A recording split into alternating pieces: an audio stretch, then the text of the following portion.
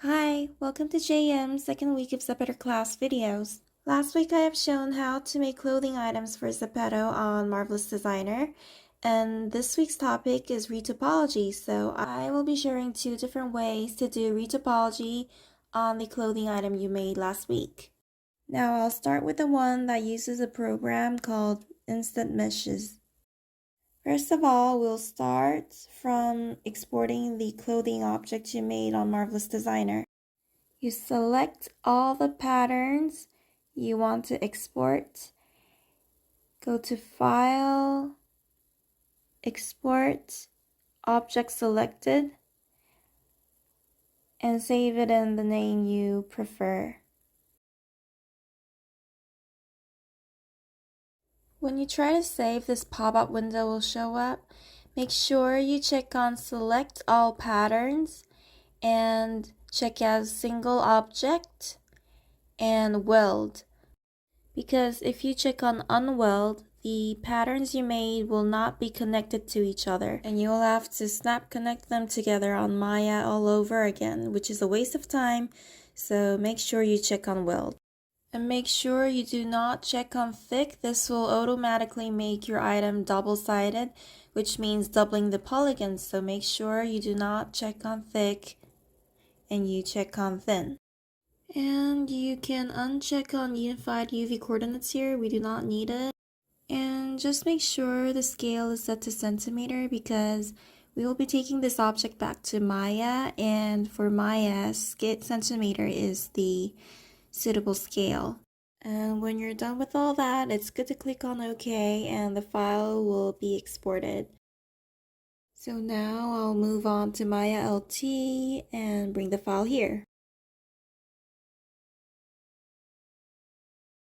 Okay, I've got my pink sweatshirt here. And if I click on the item and check the trice count, you can see that the sweatshirt is made up of way too many polygons, which is why we need to do retopology. I'll just rename this as high so it will be easier to distinguish it from the low polygon modeling. And now this time I'll export the sweatshirt from Maya. Export it as object and name it as high maybe. It doesn't matter, just remember what you name it. Now I'll move on to a new program named Instant Meshes. I got to know this program from my mentor named Yang Yang. She was my mentor last season's ZEPETOR class when I participated as a mentee. So this is the first screen you'll see when you open the program. Click on Open Mesh and bring out the file we just exported from Maya. Ta-da! My sweatshirt is now in Instant Meshes. For a quick explanation on view controls, you left mouse click on the item or the background and drag it around to rotate, like this. And you right mouse click on the item or the background and drag to move the item around. And you use your mouse wheel to zoom in and zoom out.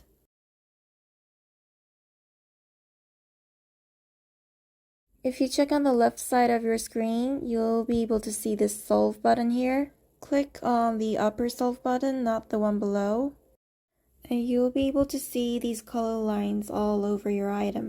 You can expect these color lines to be the mesh flow of the topology you'll be making. Now this time you click on the solve button below and you'll be able to see these grid lines, which will be the mesh lines of your topology. If you've checked it all out, click on export mesh and then extract mesh. And what you see now is the outcome of the topology you made on this program. But I am not quite satisfied with it, so I'll do the process all over again. This time I will add just this target vertex count here. The bigger the number is here, the more polygons your item topology will be constructed of. See how the grid lines are more dense and tighter than before? But I don't like the mesh lines on some parts, so what I'm going to do is I'm going to click on this brush icon here and draw a line over here by dragging. This way you'll be able to fix the mesh lines the way you want them to be. Oh, and if you want to move around the object again, you have to unclick the brush icon. I find this a bit bothersome and uncomfortable, but you'll have to get used to it. If you want to get rid of the line you just drew, just click on X and you'll be able to undo the process.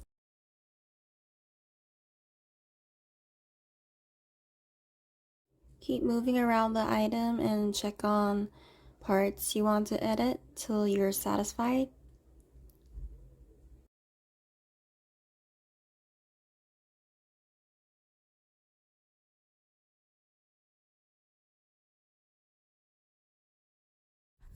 And when you're done, you click on Export Mesh again, and then Extract Mesh.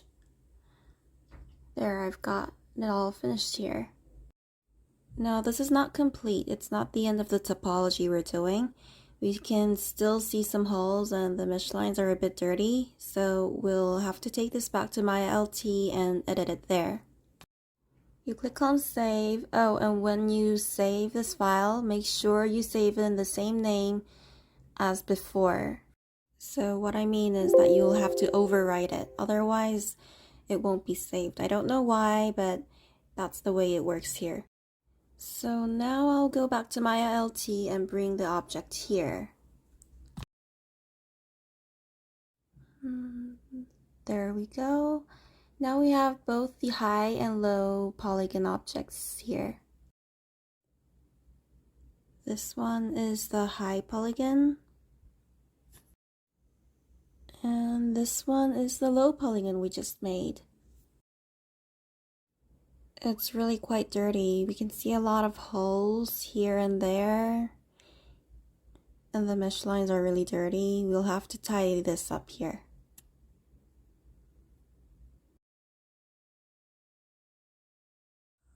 I'll just rename it as low polygon before we start. And there we go. Now select the high polygon mesh and make it live. This will help us stick close to the surface of the high polygon mesh when we try to edit the low polygon mesh. Select the low polygon mesh and click on the Quad Draw tool.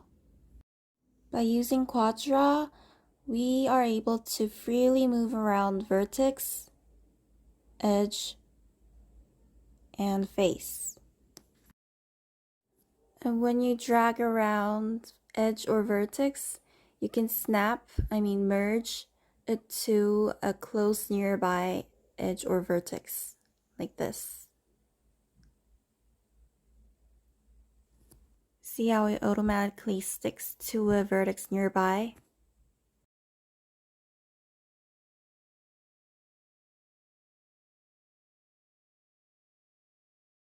Keep adjusting the low polygon mesh to make it fit along the high polygon mesh.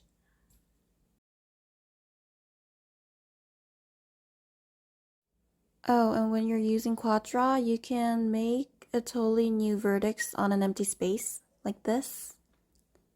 And when you hold the Shift key on your keyboard, you can see where you can make a new face.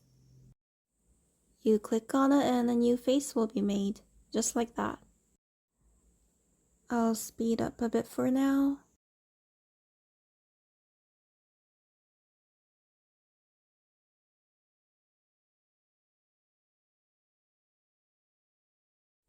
Oh, and you can also use the multi-cut tool to draw a new edge line on the face. I think there is a problem with the mesh here, so I'll just delete it and make up a new one. Oh, and when you try to fill up an empty triangular space like here, a new face can only be made with 4 vertex. So I suggest you just draw an extra vertex, make the new face, and delete the extra vertex afterwards. Like this.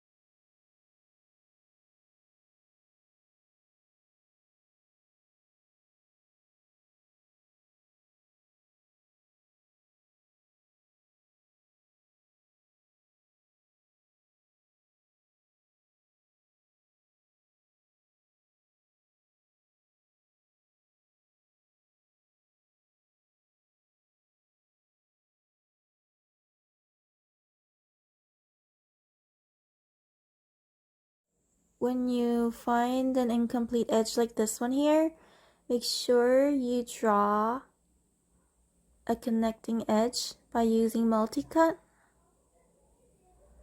so that will be connected to other vertex.